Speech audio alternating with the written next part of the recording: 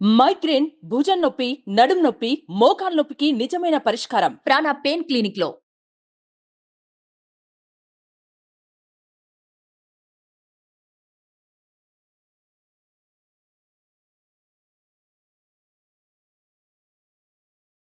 ఇక చివరిది అయినటువంటిది 12వ రాశి మీనరాశి. 2025 సంవత్సరం మీనరాశి.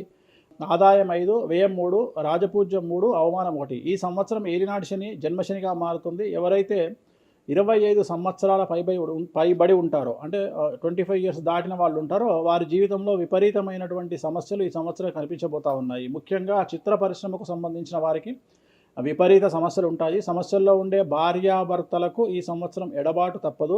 ఏలినాటి శని ప్రభావం చాలా ఎక్కువగా ఉంది. అనేక రకాల సమస్యలను ఎదుర్కొంటారు. ఆందోళనలు, భయానక సంఘటనలు, శుభకార్యాలకు ఆటంకాలు, మరీ ముఖ్యంగా వెన్నుముకకు సంబంధించిన సమస్యలు, అలాగే సయాటికా లాంటి ఆరోగ్య సంబంధిత సమస్యలు ఇబ్బంది పెడతాయి. ముఖ్యంగా రాబడి తగ్గడం ద్వారా వాయిదాలు కట్టడం కష్టం అనేటువంటిది సమస్యగా మారుతుంది. కుటుంబంలో ఒకరి ఆరోగ్యం ఇబ్బంది కలిగిస్తుంది.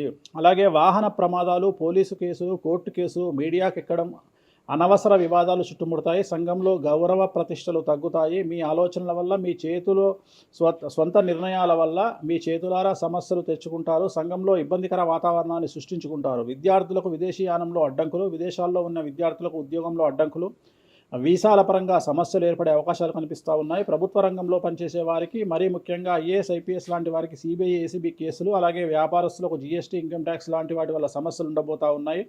ఏ రకంగా తీసుకున్నా, మీరు పుట్టినప్పటి నుండి కనుక తీసుకుంటే ఈ సంవత్సరం మీకు చాలా సమస్యలు ఉండబోతూ ఉన్నాయి. చాలా సమస్యలను ఎదుర్కోవడానికి మానసికంగా సిద్ధంగా ఉండండి, ధైర్యంగా ఉండండి. నలుపు రంగు దుస్తులకు దూరంగా ఉండండి. బ్లూ కలర్ దుస్తులు ఎక్కువగా వాడండి. తిరునల్ల శనీశ్వర ఆలయంలో ప్రత్యేకమైన శని పూజ నిర్వహించుకోండి. అలాగే శ్రీకాళహస్తిలో గురువారం నాడు గురు దక్షిణామూర్తిని దర్శించుకోండి. వీటి వల్ల సమస్యల నుండి బయటపడతారు. మనకు వచ్చేది 2025 ఆంగ్ల సంవత్సరాది. ఓకే, అంటే కొంతమంది విమర్శించారు 24 కదా, 24, 25. అదే 25 ఆంగ్ల సంవత్సరాది. అంటే మనం ఇంగ్లీష్ క్యాలెండర్ అంటే 25లో వచ్చేది. 25 ఆంగ్ల 25 కదా, జనవరి 1 25. జనరల్ గా మనం అంటే మరి మీరు ఉగాది నుండి ఎందుకు చెప్పట్లేదు అంటే, చాలా మంది ఉగాది వరకు కూడా ఆగట్లేదు, జనవరి 1 కూడా ఆగట్లేదు, డిసెంబర్ నుండి నవంబర్ నుండి అడుగుతా ఉన్నారు అందరూ. ఓకే, ఇప్పుడు క్లయింటెల్ నన్ను అడిగేవాళ్ళు ఏంటంటే, గురూజీ ఇప్పుడే చెప్పేసేయండి మాకు, మేము జాగ్రత్తలు తీసుకుంటామని చెప్పి అడుగుతా ఉన్నారు.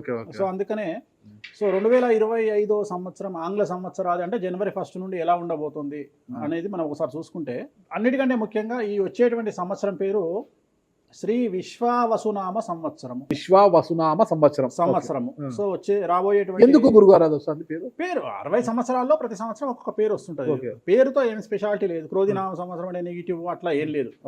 సంవత్సరాల్లో దీని పేరు విశ్వావసునామ సంవత్సరం. సో ఈ సంవత్సరానికి అధిపతి రాజు కాబట్టి, రవి కాబట్టి రాజు.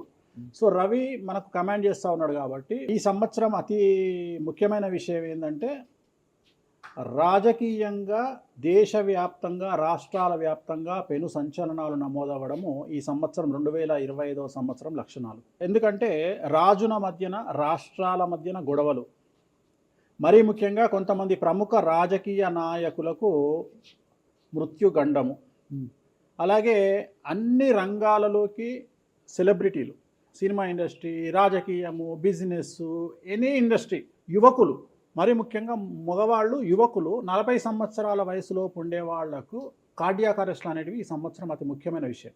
ఎందుకంటే ఆల్రెడీ మనం చూస్తున్నాం ఇప్పటికే, కానీ వాటి తీవ్రత పెరిగే అవకాశం ఉంది. కారణం ఏంటంటే రవి కమాండ్ చేస్తూ ఉన్నాడు కాబట్టి. రవి అంటే చర్మము, హార్ట్, కళ్ళు, ఎముకలు. సో కరోనా లాంటి అంత పెద్దది కాకపోయినా ఒక సమస్య, ఒక వైరస్ మళ్ళీ ప్రపంచాన్ని బాధించే అవకాశం ఉంది. అది మరీ ముఖ్యంగా చర్మం మీద దాడి చేసే అవకాశం ఉంది.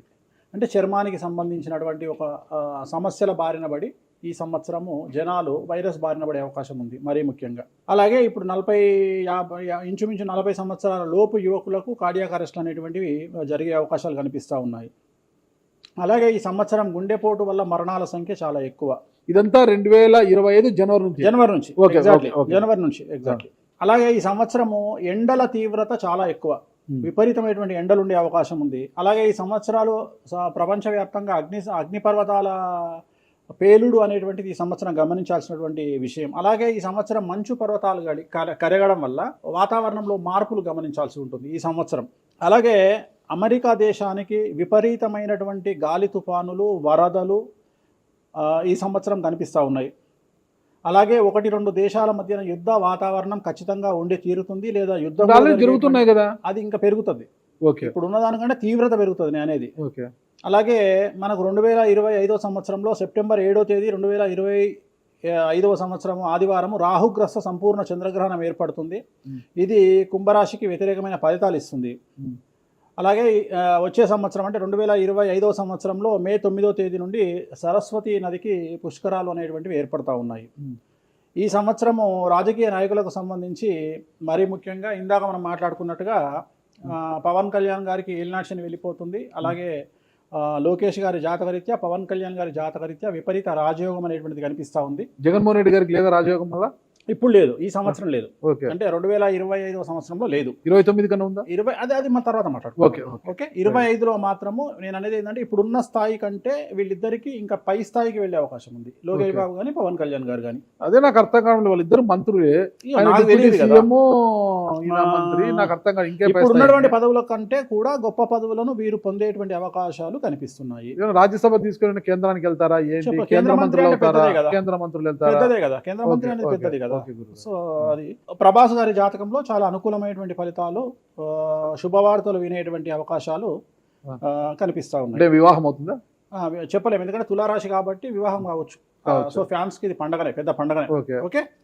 సో ఇది ఓవరాల్ గా ఇంకా బేసిక్ డీటెయిల్స్. అట్లా ఎక్కువగా ఒక పూజ మాత్రం ఎక్కువగా చెప్పారు, చాలా మంది కూడా చెప్పారు. తిరునల్లార్ శనీశ్వర ఆలయం, శని ఎఫెక్ట్. ఓకే. ఎక్కువ మందికి తిరునల్లారు చెప్పిన అక్కడ ఎంత 450 రూపాయలు ఉంటుంది పూజ. అది తిరునల్లారు పాండిచ్చేరిలో ఉంటుంది. అక్కడికి వెళ్ళి పూజ చేసుకుంటే సరిపోతుంది. ఇది పేరును బట్టి ఈ రాశుల ప్రకారం ఇలా ఉంటుందని మీరు రాశారా, లేకపోతే వాళ్ళ డేట్ ఆఫ్ బర్త్ ప్రకారం? నక్షత్రం బట్టి, నక్షత్రాలు. ఓకే. నక్షత్రాలు వాళ్ళకి అర్థమైపోతుంది, వాళ్ళ నక్షత్రాన్ని బట్టి. అశ్విని నక్షత్రం మేషరాశి, భరణి నక్షత్రం మేషరాశి, పుష్యమి నక్షత్రం కర్కాటక రాశి. మీ రాశి నా రాశి ఒకటే. నా రాశి ఏదో నాకు తెలియదు గురుగారు. మీది వృశ్చిక రాశి. మీది అదేనా? మరి ఎలా గురుగారు ఈ మధ్యన బాగానే ఉందంటారు? మనకు బాగుంది, ఇంకా మన రచనే, ఇంకా రచనే రచనే. ఎట్లా రచ్చ? ఇంత వివాదాలు అవుతున్నాయి, ఏం కథ అసలు? ఇంకా లైఫ్ అన్నప్పుడు ఇప్పుడు రేవంత్ రెడ్డి ఉన్నాడు. రేవంత్ రెడ్డి ఎన్ని కష్టాలు అనుభవిస్తే సీఎం అయినాడు అంటే ఇక కష్టం తర్వాత సుఖం రెడీగా ఉంటుంది. ఓకే. ఇప్పుడు కష్టపడ్డారు కాబట్టి మీకు సుఖం ఉంది అంటారు. మీకు కాదు, మళ్ళీ మీకు మనకు అందరికీ. ప్రతి మనిషి జీవితంలో పండ్లున్న చెట్టుకే రాయి దెబ్బలు, అంతేగాని పళ్ళు లేని చెట్టుని కూడా పట్టించుకుంటాడు. పళ్ళు ఉంటేనే దాన్ని రాయి చేస్తారు. అట్లనే మనం కూడా అంతే. వేణుస్వామి అంటే పూజలకు పెట్టింది పేరు. పెద్ద పెద్ద రాజకీయ నాయకులకు, ముఖ్యమంత్రులకు, కేంద్ర మంత్రులకు, పెద్ద పెద్ద వాళ్ళకు కూడా ఇక్కడ కాదు, మీరు అబ్రాడ్స్ కూడా వెళ్ళి పూజలు చేసి వస్తున్నారు. చాలా కాస్ట్లీ స్వామి, చాలా గొప్ప పూజలు చేస్తుంటారు, అంత పవర్ఫుల్ పూజలు. అంటే ఇప్పుడు మీరు చేస్తున్న పూజల మహిమ వల్లనే మీ మీద ఇన్ని వివాదాలు వచ్చినా కూడా మీరు బయటపడగలుగుతున్నారు. 100% పర్ఫెక్ట్. ఇక దానికి ఆన్సరే లేదు. ఇక ఇప్పుడు మనం కొట్లాడాలంటే 10 రకాలు ఉంటాయి, మనం కొట్లాడతలేము. అందుకనే మనం ఒకటే, మన పూజల్ని మనం నమ్ముకుంటున్నాం అంతే, అమ్మవారిని నమ్ముకుంటున్నాం. ఇప్పుడు ఒక్కొక్క సమస్యకి ఒక్కొక్క అమ్మవారు పరిష్కరిస్తుంది దశమహావిద్యల్లో. మనం అదే చేస్తున్నాం. ఇప్పుడు నేను ఒకటే మాట చెప్తా, కాంట్రవర్సీస్ వచ్చినాయి, మీరు అడిగినరు, ఎన్ని సమస్యలు వచ్చినాయి. జనాలు ఏం ఆలోచిస్తారంటే వేణుస్వామి ఈ సమస్యల నుండి బయటపడతాడా, పడితే ఎలా పడతాడు? నేను ఒకటే అనుకుంటున్నా, ఇంతమందికి పూజలు చేసి వాళ్ళ సమస్యల నుండి బయటపడడానికి ప్రయత్నించే నేను నాకు వచ్చిన సమస్యను కూడా అదే పూజల ద్వారా బయటపడడానికి ప్రయత్నం చేస్తున్నాను.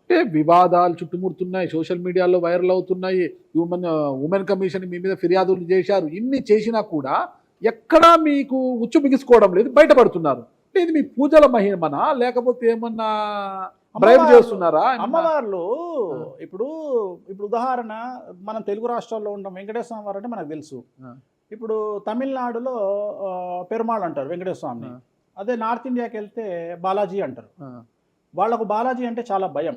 అలాగే మన రాష్ట్రంలో మనకు తెలిసిన వాళ్ళకి కామాఖ్యలో ఉండే అమ్మవారు అంటే భయం.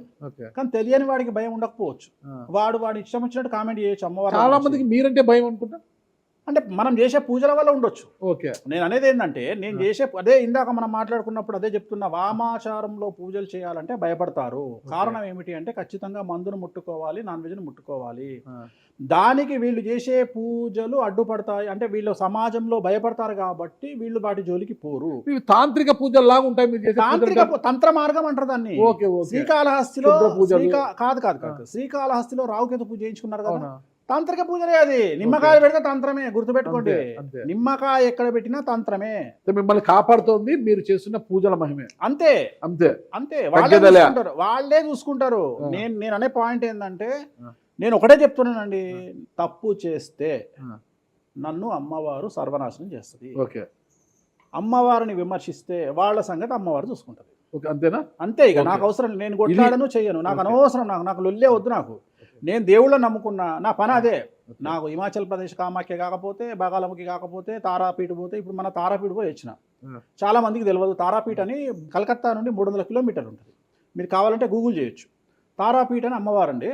ప్రతిరోజు శ్మశానంలో ఉంటుంది అమ్మవారు, ఒరిజినల్ శ్మశానంలో ఉంటుంది. ప్రతిరోజు అమ్మవారికి ప్రసాదం అంటే డెడ్ బాడీ దహనం అయినాకనే అమ్మవారికి నైవేద్యం పెడతారు. అంత పెద్ద ప్రసిద్ధమైనటువంటి దేవాలయం. అమ్మవారు శివుడికి పాలిస్తూ ఉంటుంది. తారాపీఠ అంటారు దాన్ని. శ్మశానంలో ఉంటుంది. ఆమె జనరల్గా ఎవరైనా సరే ఎందుకు పూజ చేస్తారామనంటే, జీవితంలో మనం వెళ్తూ ఉన్న సందర్భంలో సడన్గా స్టక్ అయినామనుకోండి, బౌన్స్ బ్యాక్ అవ్వడానికి పనిచేస్తుంది. అంటే ఉదాహరణ, ఒక ముఖ్యమంత్రి స్థాయి వ్యక్తి ఓడిపోయినప్పుడు, ఒక మంత్రి పోయినప్పుడు, ఒక ఐఏఎస్ సడన్గా తన జాబ్లో డిస్టర్బెన్స్ వచ్చినప్పుడు, ఐపీఎస్ డిస్టర్బెన్స్ వచ్చినప్పుడు ఈ పూజ కనుక అమ్మవారిని దర్శించుకుంటే ఒక్కసారి మళ్ళీ వాళ్ళు బౌన్స్ బ్యాక్ అవుతారు. అంటే బిగ్ బ్యాంగ్ థియరీ అనేది అక్కడ పనిచేస్తుంది. మనం మళ్ళీ ఒకసారి బౌన్స్ బ్యాక్ అయ్యి ముందుకు దూకడానికి అమ్మవారు పనిచేస్తుంది. నేను సజెస్ట్ చేస్తుంటాను చాలామందికి, వ్యాపారంలో స్టక్ అయినప్పుడు, లేకపోతే ఉద్యోగంలో స్టక్ అయినప్పుడు, అట్లా స్టక్ అయినప్పుడు అయితే మీ తారాపీఠ వెళ్ళి దర్శనం చేయించుకోండి. అక్కడ దర్శనమే, పూజలు ఉండవు, జస్ట్ దర్శనమే. అమ్మవారికి పోయి దండం పెట్టుకొని వస్తే చాలు, ఒక్కసారి మళ్ళీ వాళ్ళు బౌన్స్ బ్యాక్ అవుతారు. ఒకటే ఒక పాయింట్కి నాకు ఆన్సర్ చెప్పి ముగించేసా, చాలా కాలాతీతమైంది. చివరికి ఇరికిస్తున్నారా ఇది? లేదు ఏం లేదు. ఇప్పుడు ఏపీలో అంటే గత ప్రభుత్వ హయాంలో, వైసీపీ హయాంలో వీళ్ళ మీద కేసులు పెట్టారు. ఇప్పుడు వీళ్ళ అధికారం వీళ్ళ మీద కేసులు పెడుతున్నారు కదా. ఈ కేసుల పరంపర ఇలా కొనసాగి జగన్మోహన్ రెడ్డి గారు జైలుకి వెళ్ళే అవకాశం ఉంది. వచ్చే సంవత్సరం మే 9వ తేదీ వరకు అవకాశం ఉంది, దాటితే లేదు. ఇది ఓవరాల్గా వేణుస్వామి గారు ఇచ్చారు. మీకు ఏదైనా అనుమానాలు ఉన్నా డైరెక్ట్గా వేణుస్వామి గారికి ఫోన్ చేయండి, మీ అనుమానాలను నివృత్తి చేసుకోండి. థ్యాంక్ యూ గురుగారు, నమస్తే. ఓకే, ఓం నమో వెంకటేశాయ.